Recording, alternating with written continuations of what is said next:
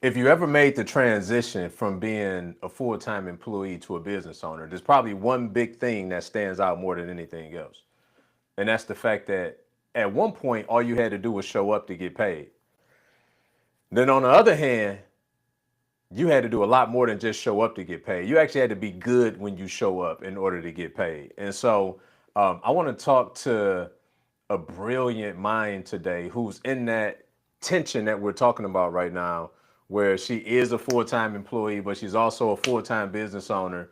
And I think that she's got a lot of questions today that will not only serve her and her business, but it's actually going to help a lot of y'all that's tuning in. And so, as always, as you guys are tuning in, feel free to put your questions in the chat. We will get to them as they come up.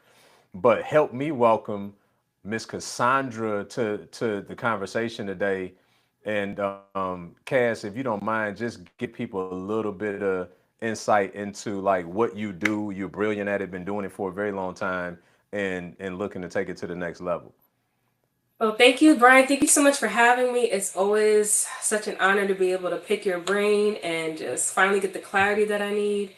And to everybody that's watching, hey, what's up? My name is Cassandra. I go by Ask Miss Cassandra on all my socials. And I am a Christ centered communication coach, and I'm also a men's advocate. And so, pretty much what that means is two things.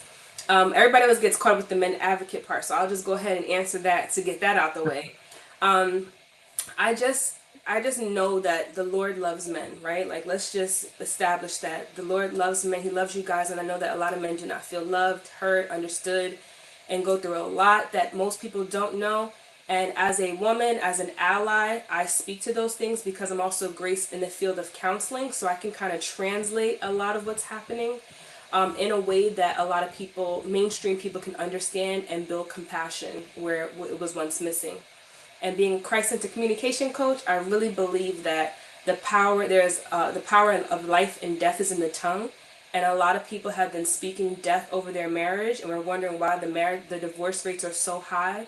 So I want to help people speak life into their marriage and life into legacy by understanding how to communicate in a healthy fashion.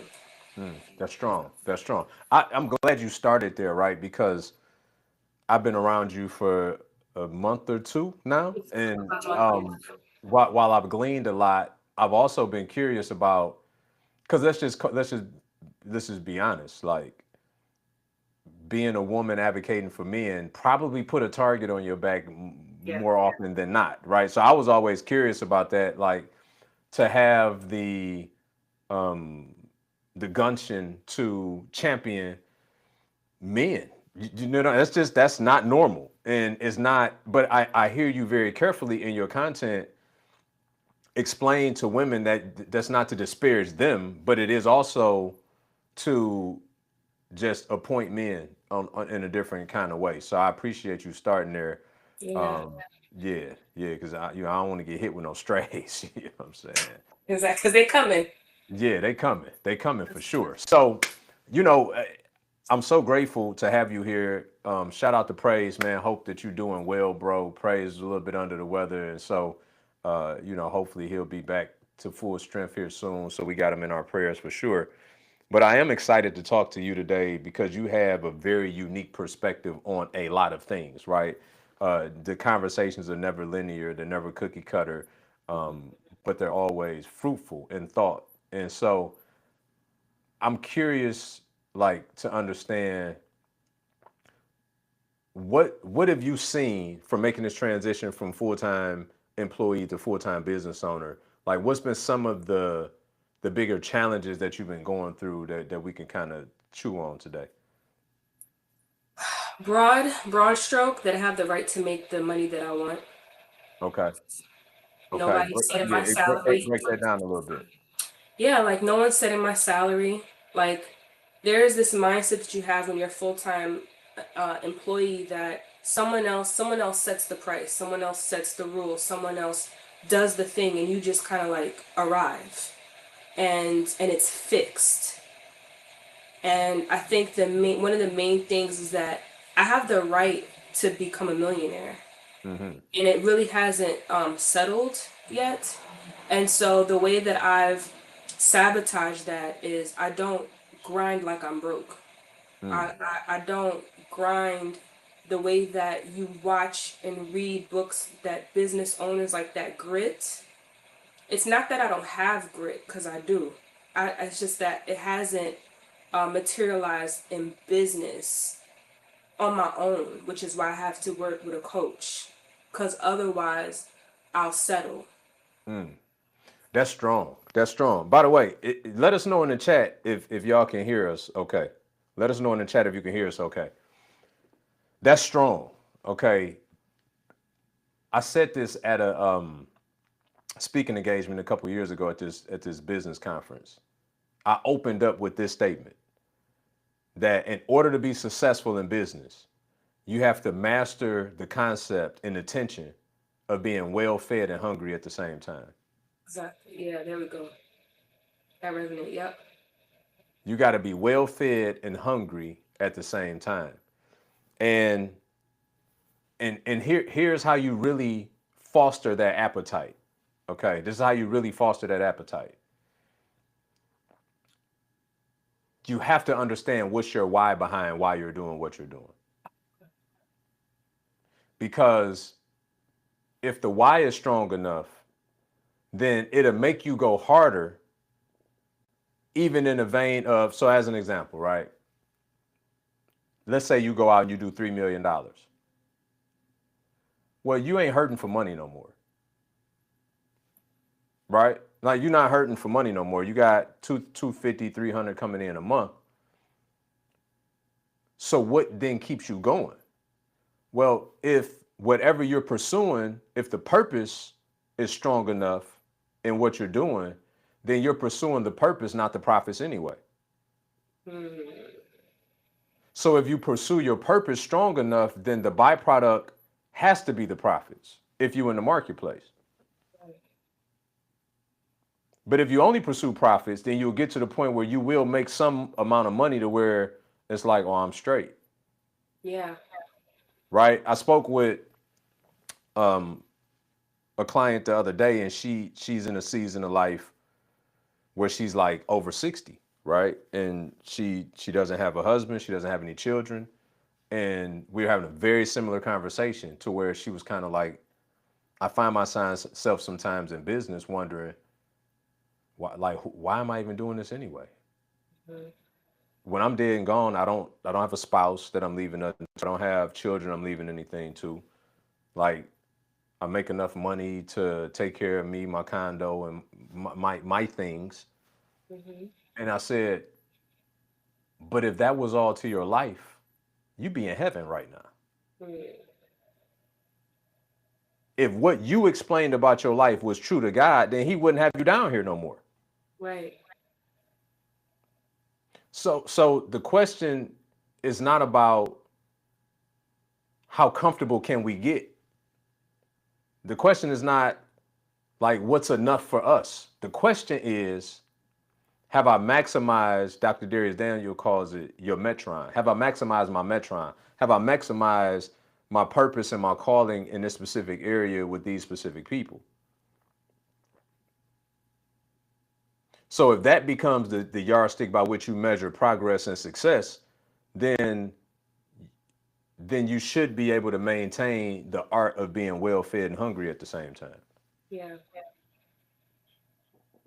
May I ask, since I am talking to a millionaire right now, so I might as well just Mhm. go ahead and take advantage. Um, what is the thought like? What when you are at that point in your and the money is coming and like those zeros are showing up? Because I've always wondered that, like, you see Beyonce or you see Jay-Z and they came from nothing, they're like hitting the billions. Like, what is that? Like, what is that? What is that mindset? Is it because I can't imagine that it's greed, although people say it that way. But I don't know if my question makes sense. I don't know if I know how to even say it, because I don't even Yeah, know if you're asking. Clearly, they got enough. Why do they still go so hard? yes, It's because of what I'm telling you right now. It's because they have identified. Now, for some people, it is greed, but they still end up empty. right, For those that really seem like they're living within their purpose, and they're maximizing their gifts to the highest capacity, they haven't stopped yet because they know that there's still untapped potential. As crazy as that is, I mean, take Beyonce as an example. She dominated the R&B. She did everything that one could accomplish in R&B. So she fell back for a minute. She did some other business endeavors behind the scenes. When she popped back out, she was a freshman starting all over in country. Yeah. Now she pursued, right? Jay became a juggernaut in the alcohol and spirits division now, not just rap. He did it in apparel and clothing. He's now doing it on the grandest scale in the NFL. So what happens is, it's no different than, it's funny, my wife was just telling this story when we was in Philly with David and his wife. That when she met me, my favorite meal was wingdings and broccoli and cheese, right? That's what she used to cook for me when we first met. And obviously my palate has evolved quite a bit over the years, right? But my point is that I still have an appetite, but the appetite changes for what? God, okay. That helped. Got it. Got it. The analogy with the palate changing, definitely, that struck a chord. The appetite is still there. I just eat different stuff. Yeah. It's the same reason that I can go out and have a super successful real estate coaching program for 6 years, do over $5 million collected, and yet close it down. Yeah. Why? Because my palate changed. The appetite is the same, but my appetite for that is now different. That makes sense.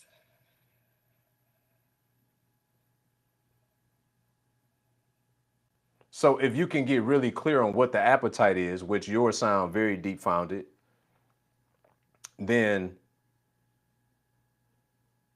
see, the money is not what fulfilled me. To be honest, like, I mean, I made hundreds of thousands of dollars in like very short periods of time, like couple days, week, couple weeks. I mean, it's cool to know, like, you did it. I think it's to some degree confirms your productivity, right? But that's not the thing that fulfilled me, though. Wow. Whether it's 7,000 or 700,000, like it's just like, oh, okay, that's cool, right? It's this is what I get fed from feeding people. Right. So if I'm not feeding people every day, then I'm malnourished.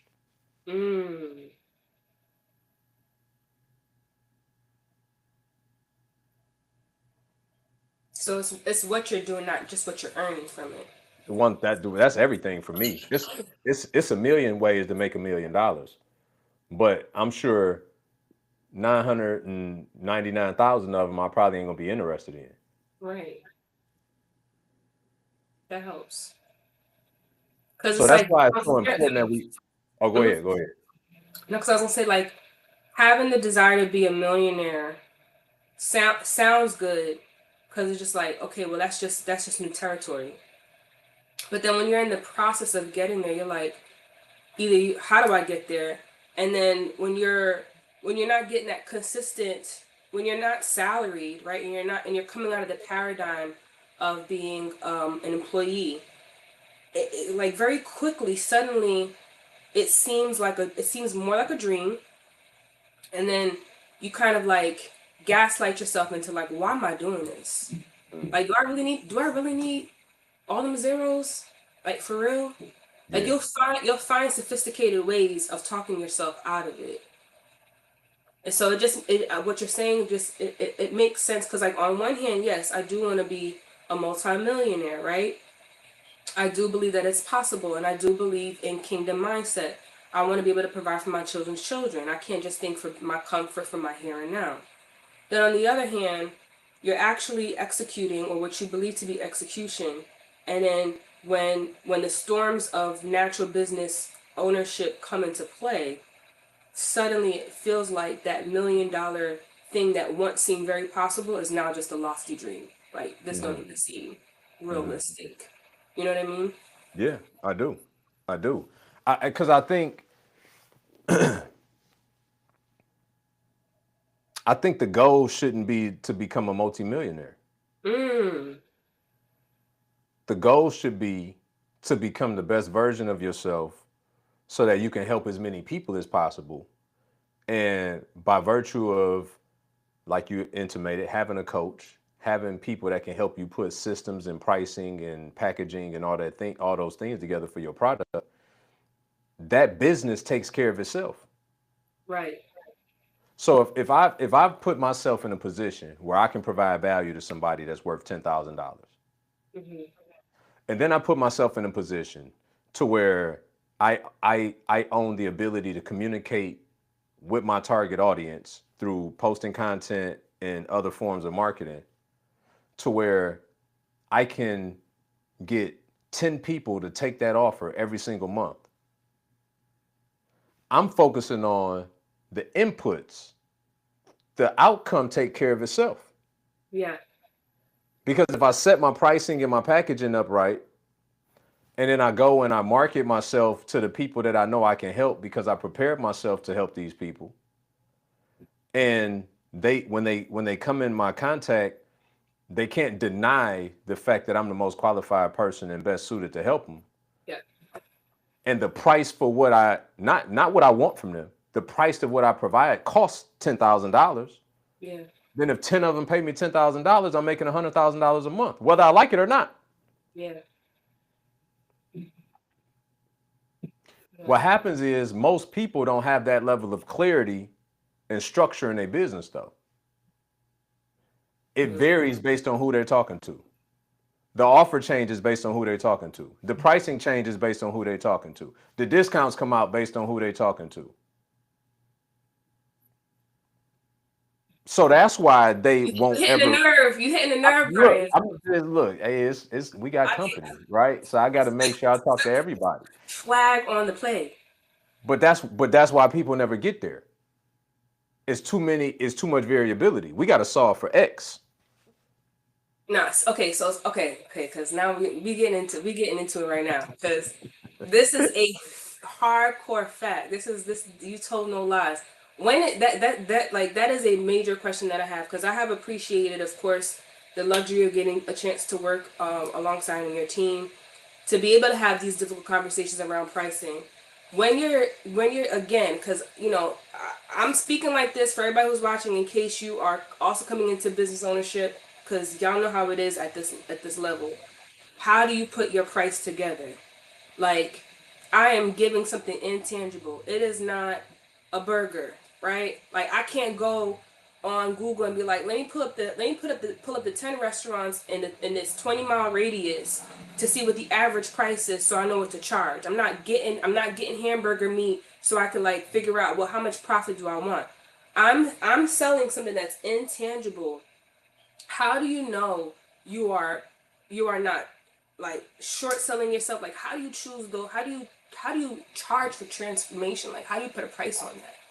Yeah, that's a really good question, right? Probably one of the number one questions for people in business, and especially in your side of it. It's funny because although you look at it from a tangible, intangible perspective, most people don't, Mm. right? Like some people could even have um,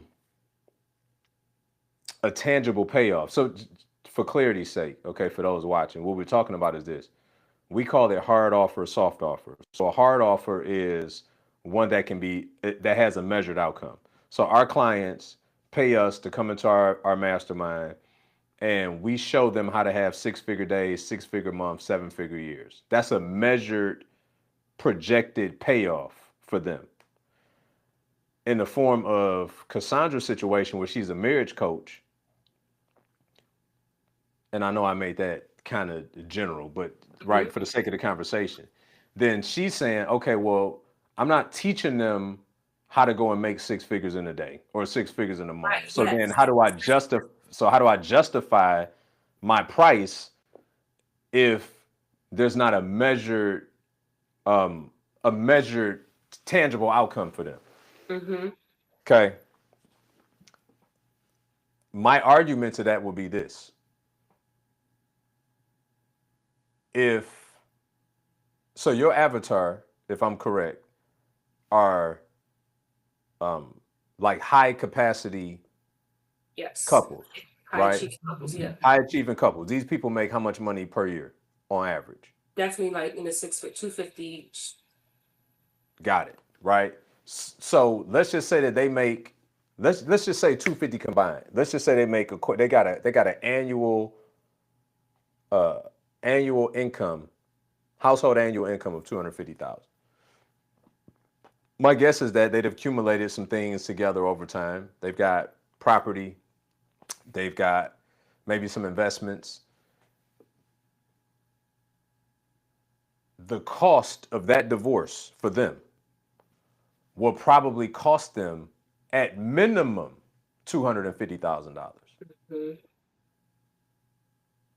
So when you look at, well, I don't really have a tangible offer. Well, I don't know. If they one step away from divorce court, that's about to cost them $250,000. Good. Then you come in and help them over a 90-day period save their marriage, then you just saved them $250,000. So if they had to pay you $20,000 to do that, I think that math makes sense. Yeah. And so you don't mind actually mentioning that as you're talking to your potential client. It's not even that I don't mind it. It's necessary if I want to make the sale. Got it. Because it's a real cost, Yes, it right? is. They don't look at it like that because the emotion of I just want to get out of the marriage. Mm-hmm. But when that attorney say it's going to be a $10,000 retainer to even start, Yes. Yep. they pay it. They figure out what they got to do to pay it because of Mm-hmm. the emotional detachment that they want that from the marriage, right? So if you're helping them salvage the marriage, which makes them more productive citizens, independent of one another in their workplace and whatever that they do. It makes them more productive as a unit, and you save them potentially a couple $100,000 and their marriage. Yeah. And if you're effective at doing that, it costs something. And I can't really look to the left and the right because I don't know how effective others are. I just know how effective I am. And my system has proven that it restores marriages Yeah. in a very short period of time.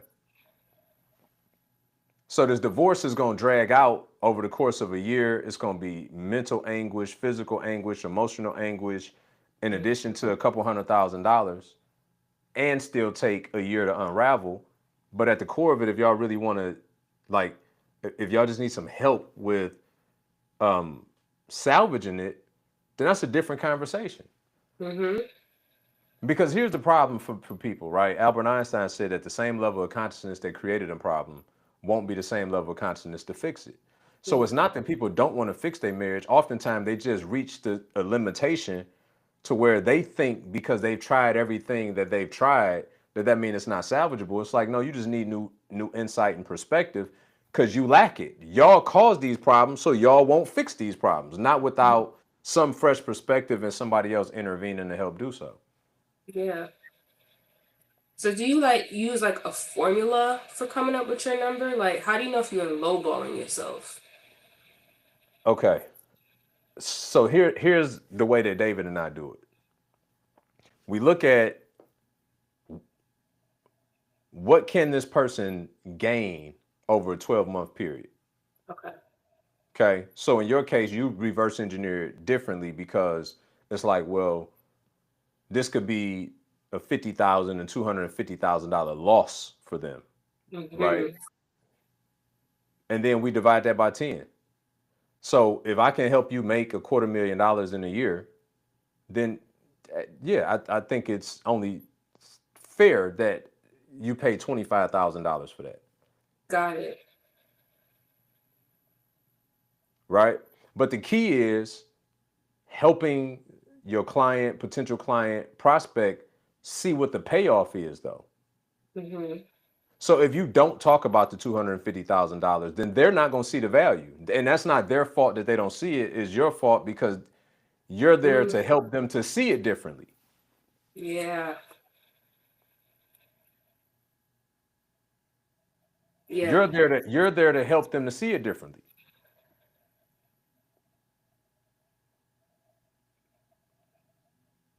How do you?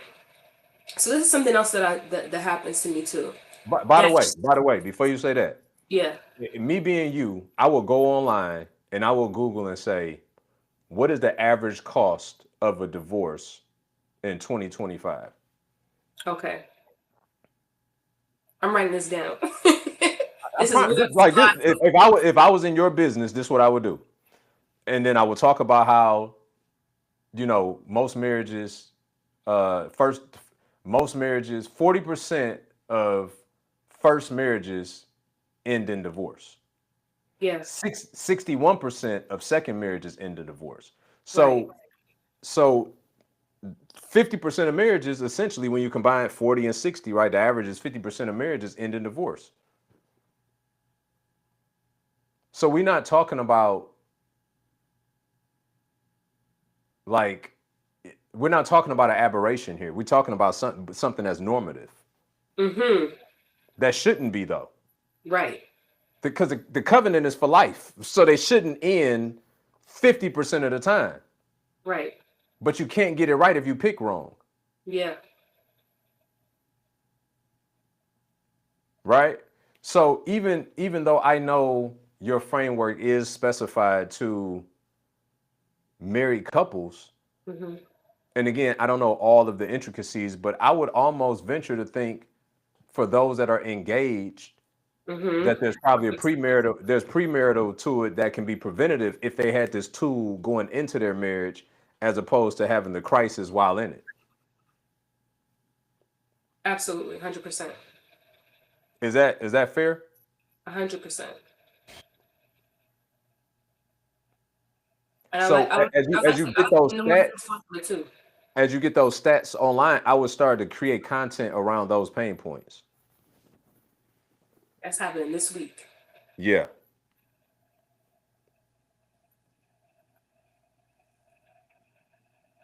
And as you're talking, I'm also thinking about like my style when I am having those conversations. And those conversations on the front end, when okay, so process is you create your content, someone books you, they want to know how they can work with you, they fill out their profile, okay, I know what we're getting into, and then of course you have the initial conversation where you're getting information about them in real time. How what It's challenging for me to shift gears from that emotional space and then start talking about how much they gotta pay me. Like I'm still trying to get out of that. I'm still trying to get out of that salesy mentality into that serve. Like this is I'm serving you mentality, and I know you're glad that I'm actually have this to offer you. I have a hard time shifting from that emotional empathic space to this is my price. What are your thoughts? So you mean like while you're on a call with a potential client? Yeah. So you going deep with them, you got the Yeah. empathy, you're understanding all of what they're up against.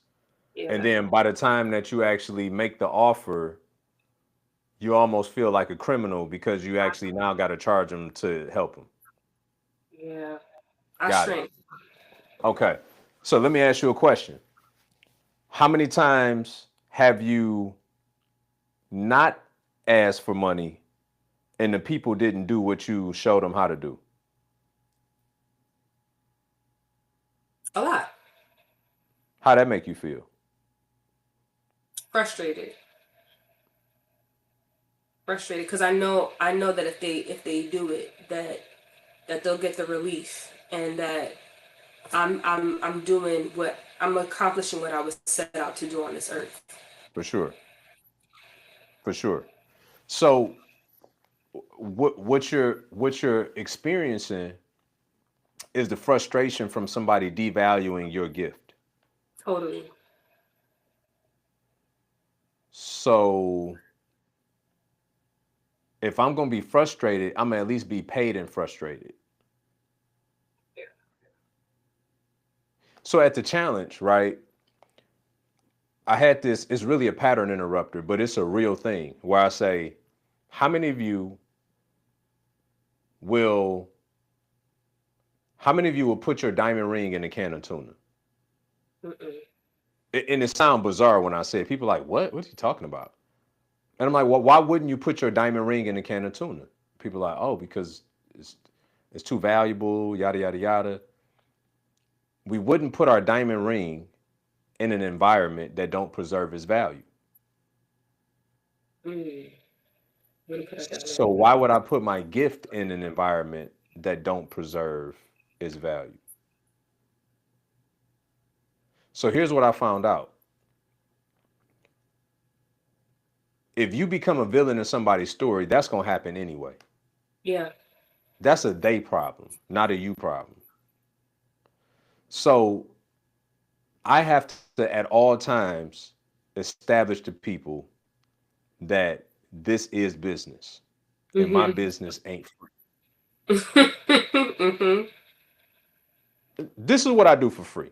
And by the way, everybody should be taking full advantage of this because to sit down and have this kind of conversation will cost you tens of thousands of dollars, just so you know, right? So if I'm showing up here every Thursday, y'all should be taking full advantage of this time because this is what I do. That's why I don't feel any way when it come time to, and it's a paywall in front of us because I do my community service. Right. This is me doing my community service. I don't have to be here every Thursday at 2 p.m. dead in the middle of the afternoon to have conversations to help people change their life for free. But this is my contribution for free. If you want to go deeper, which by the way, based on that math, if I charge you 1/10 of what you get as a result, I think you win. Yeah. Right? So if I know that, then I should never feel a way about that. Now we human, right? This is years of building a muscle and callus of saying, yeah, I'm unapologetically charging what it's worth. But it does take time to get there though. Got it.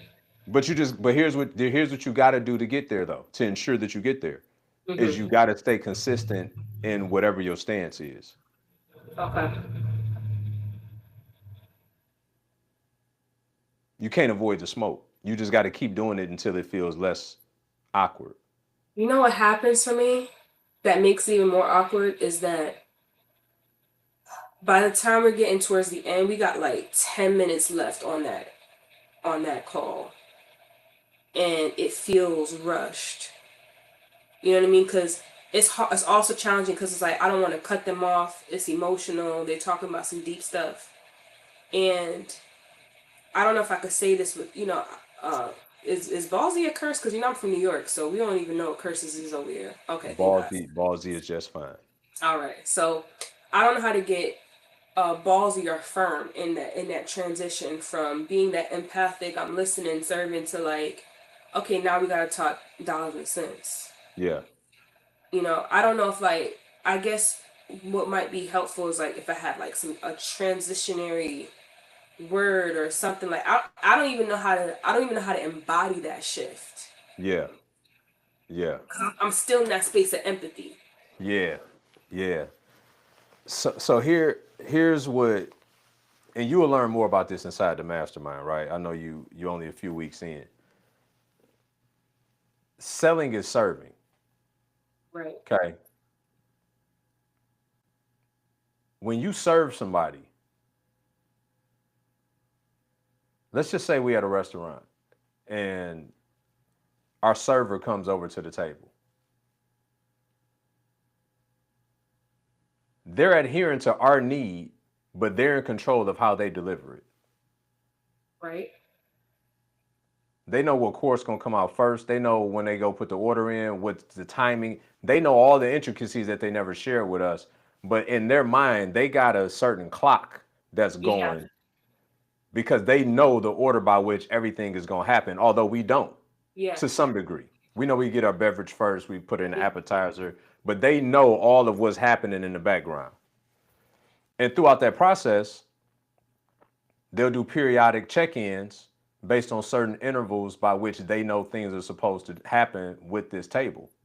They Mm-hmm. also know, depending on the type of reservation that it is and how large the party is, that after a certain time limit, they really need this table to be wrapping up. So they'll come and ask other leading questions to help you wrap up.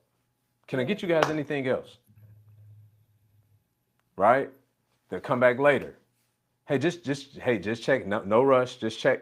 But they're probing you without saying it's time to go. Yes. Fair enough. Yeah. Right? Mm-hmm. They're serving you nonetheless, but Mm-hmm. they're serving you with a framework in mind. Yeah. So when you're on a sales call, you're going through a process of serving them with a framework in mind. Yes. Profile, Mm-hmm. understanding, Mm-hmm. diagnosis, Mm-hmm. prescription, Mm-hmm. PUDP framework, Mm-hmm. right? So when you're going through your understanding phase, you're doing just that. You there Yeah. with them, you're sitting in it with them, all Yeah. the things, Yeah. right? But here's the thing. I can't properly serve you if I stay here with you though. Right. In order to get you out, I got to climb the wall first. And then throw down the rope to pull you out of the city. We all gonna be stuck here if I stay here. I know a way out. I'm about to go back up here and throw you the rope down. Yeah. So I'm here with you.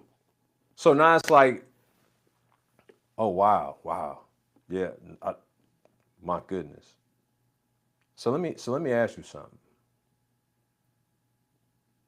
And I know this is probably tough to even answer, but what happens if nothing changes?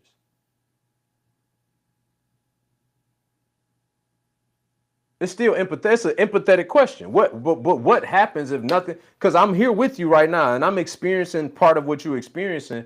But what happened if nothing changes? What if they're flippant enough to say nothing?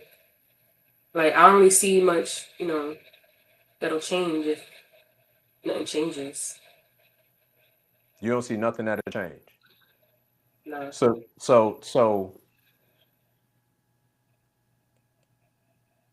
and again, if I'm off on this, please correct me. So, are you saying that you're willing to live the rest of your life like this?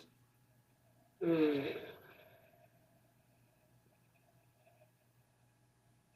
Okay, let's back up for a second because maybe I missed something along the way.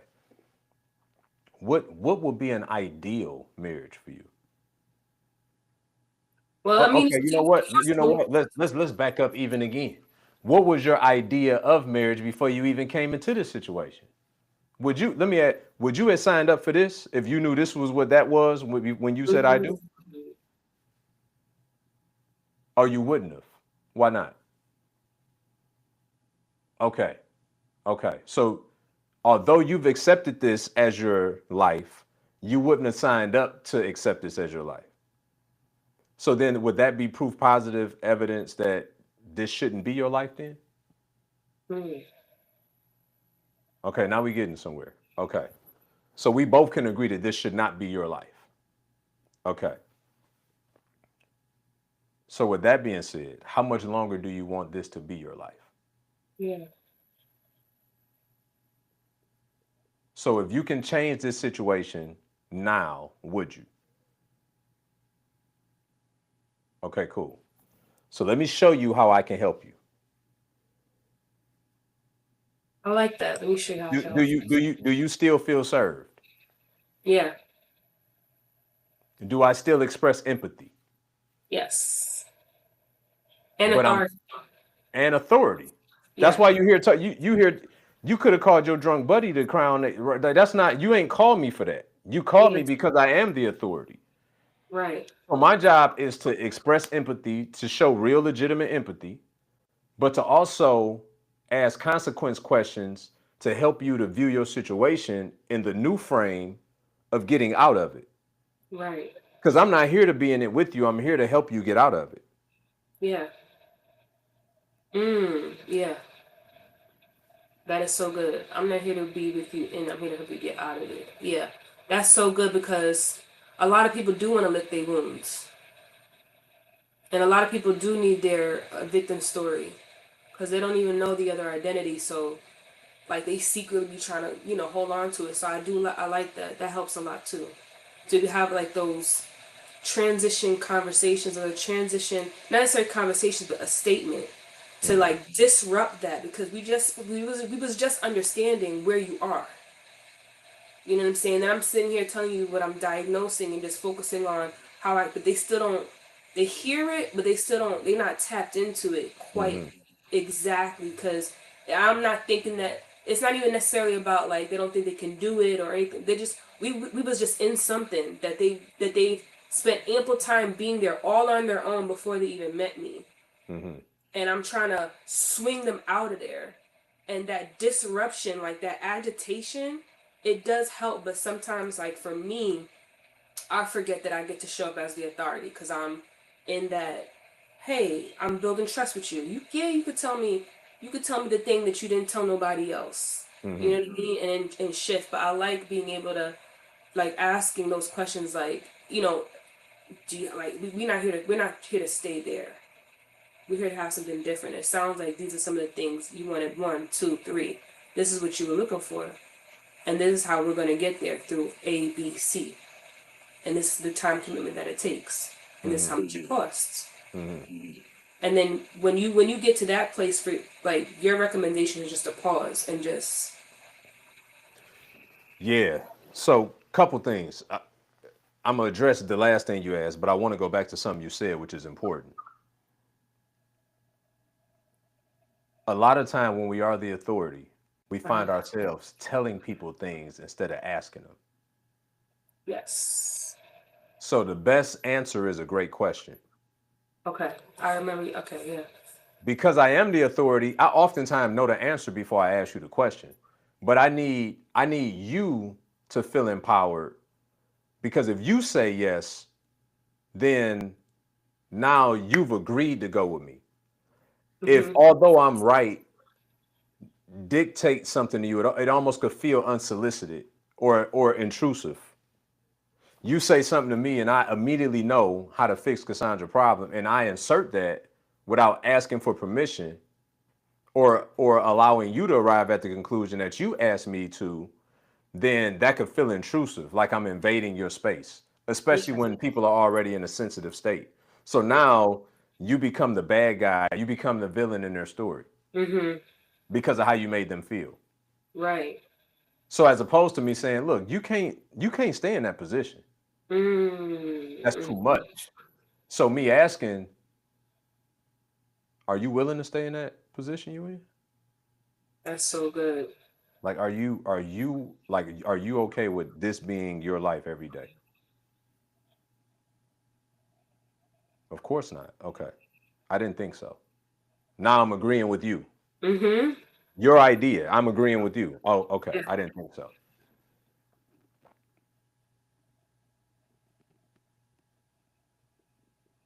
Then it's like, okay, so you don't want to stay there no more. Your idea for what you would what you would prefer your marriage to be is XYZ. Like I'm reciting back to them everything that they told me. So Yeah. you want a marriage that you could be brutally honest, have seamless communication, not that you agree on everything, but that you're aligned on everything. Like, is that accurate? Is that essentially what you want? Okay, cool. So would it be okay if I showed you how I do that for people just like yourself and others?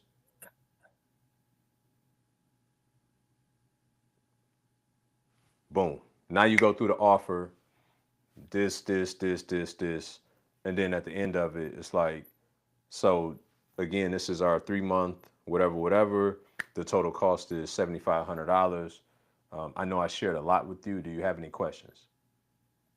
So what you're doing in that transition is psychologically, you're making them think about the value you just gave them Yeah. because the price is only an issue in the absence of the value. So Right. although everything you just said, when you said the price, they forgot everything you just talked about Yeah. because they sticker shot. Yeah.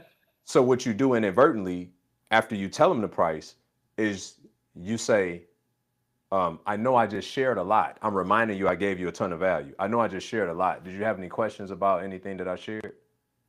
The only question they got about what you shared is that price. But you're forcing them to think back to the value you just gave them. Right.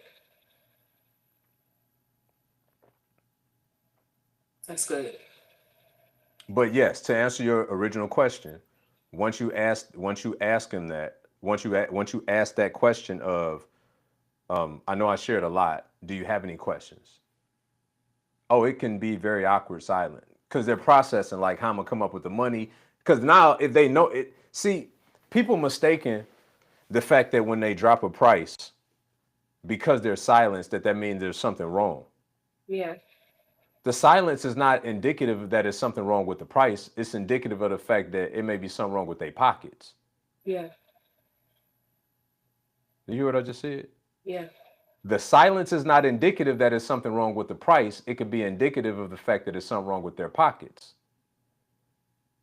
That's two different things, y'all. Some of y'all been changing y'all pricing and all. You keep thinking your thing too expensive. No, it's just too expensive for them, possibly. That's a paradigm shift that would change everything in your business if you understand what I just said. Your price ain't the problem, their pockets are. That's two different conversations. So the reason why you have to remain quiet in that awkward silence is because you jumping in to then invalidate the fact that it's something that your price is sufficient. So you start talking against yourself. Then you start shooting all the coupon codes and check your text. I just sent you the coupon. You can use the coupon today. They like, man, I wasn't even, wait. Oh, coupon. Well, oh, this thing ain't valuable. Oh, you just discounted it just like that? Yeah. So now you shifted the leverage, right? So that's why you have to sit in the silence because oftentimes you freaking out thinking that you said a number that was too big when they freaking out trying to figure out how many cars I need to max out and who I need to call in order to pay you. So you got to let them sit in that and let them go through that process. You ain't lying. You ain't lying at all. That's exactly how it happens. I've been on both sides of this. I'm a great buyer, right? Like I was just telling Taylor that yesterday. I said I think one of the reasons why we do so well in business is because both David and I are great buyers. The best buyers are the best salespeople, right? Because sowing and reaping is a real thing. Now that Yeah. don't mean we buy every offer that people put in front of us, but it does mean that we give them closure to, like my saying is, I don't need to close everybody. I need closure from everybody though, Yeah. right? So what I try to do is not string people along. If I legitimately need a week, then I will call them on Wednesday and tell them definitively yay or nay what I'm doing. Yeah. If I legitimately need to pray for 24 hours, right? But if I don't, because I already been praying and I know this the answer prayer, and although the investment may make me feel uncomfortable, don't negate I need to make it. I tell them to send over the invoice, I pay it. So I do that, and it's the reason why, you know, we don't chase clients Yeah. because we don't exude that in the marketplace. So if you get fickle with us, it's just like, okay, well then you missed out on the value. But oddly enough, we just don't have that problem.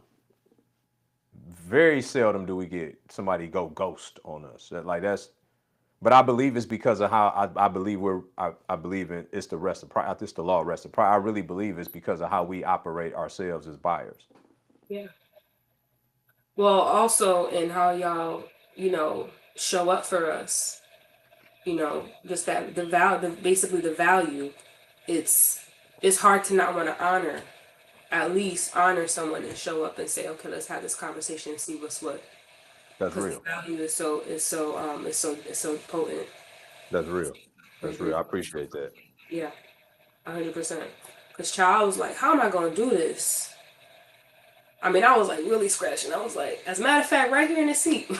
I was like, I was right here. Yeah, she having real time trauma, y'all. You know what I'm saying? Like, ooh, it's getting I warm in got here. so I'm mad. I'm like, sitting. is it September or August? I was like, Father, Yeah, how? But it was the best. It was the best decision ever.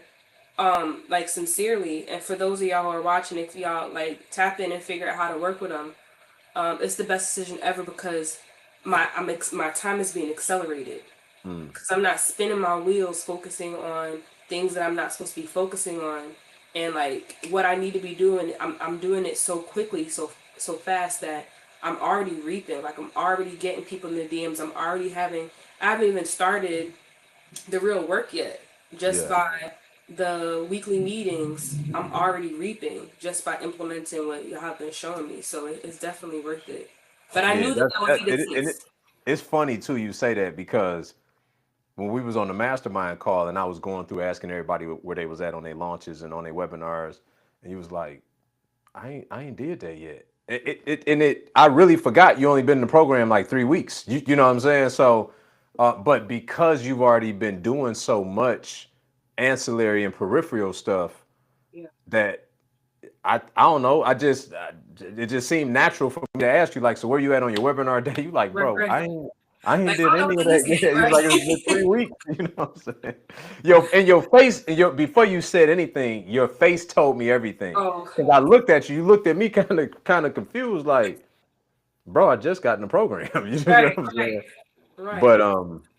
But but you're right. Like one of the things that we pride ourselves on in the program is showing people immediate levers they can pull to start being productive. You've been getting calls booked and you ain't even went through the entire onboarding process yet with like the webinar formation and the offer creation and all those things, but you're still in position to start making money now. So that's what it's all about. And but anyway, I know you got more questions, so I'm gonna stop talking. You know what? You're gonna be so upset with me. I'm supposed to be meeting with David at 3. Oh no, that's perfect. We wrap up at 3 anyway. What time is it? 2:56. But By the way, I'm gonna need you to have me back on because I do have more questions. you do got more questions. Okay. I do. Okay. I'm gonna talk to Mr. Praise about that. Praise, you here? Pete Cass say she got to keep that seat warm, man. We could all. I don't mind alternating. Listen, it's y'all world. I'm just, you know what I'm saying? Yeah, Because yeah, it's yeah, so yeah. this is so good. You know, it's so good, and it's just like even with me being able to have these sales calls, it goes back to the original question, which is I forgot that I was a business owner. So you Mm, were just like, hey, you posting your stories, you're being interactive. Why not talk about what you already have? And it didn't register to me that I had the permission, the right to do so. Because I'm thinking, well, I don't want to do anything out of balance with whatever they're going to be showing me, so I'm gonna just wait. And then I'd have been waiting the last 2 weeks, not being productive and not already meeting people that really want to work with me for sure. because I didn't Yeah. have that mindset. Yeah. Most people don't though. Most people think naturally. Naturally, it's like, well, I'm gonna complete the program, I'm gonna complete my course, I'm gonna complete this, then I'm gonna go promote it. And it's like, nah, because you need momentum through promotion to start building that anticipation and that momentum. You know you're gonna complete the thing anyway, so you might as well get the attention and then deliver the product after you got the attention. But to go and spend all this time, energy, and effort and resources into creating something and then start to go like it's crazy. You think about like when a new model of a vehicle come out. Think about when the Tesla truck, as ugly as that is, when it came out. Right. People was pre-ordering the Tesla truck 2 years in advance before Crazy. they even went in production on it. That's a clue from one of the wealthiest people in the entire world that you should be marketing and pre-selling your thing before you actually deliver it. But we just a lot of time don't think of that because school has taught us to always think linear. Yeah, we don't got the audacity to be business Yeah, owners. the audacity, that's the word right there. Mhm. That's the word right there. So, anybody got any last questions before we get out? Was this helpful for y'all? Let us know in the chat. Y'all been quiet in this chat today.